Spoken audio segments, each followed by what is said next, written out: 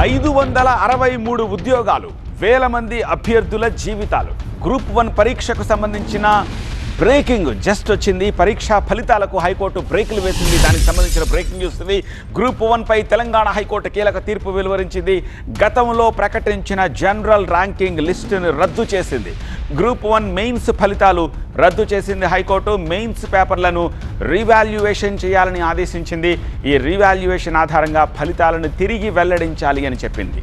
టీజీపీఎస్సీకి high court ఆదేశాలు ఇచ్చింది. సాధ్యం కాకపోతే పరీక్షలే రద్దు చేసి మళ్లీ నిర్వహించాలి అంది కోర్టు.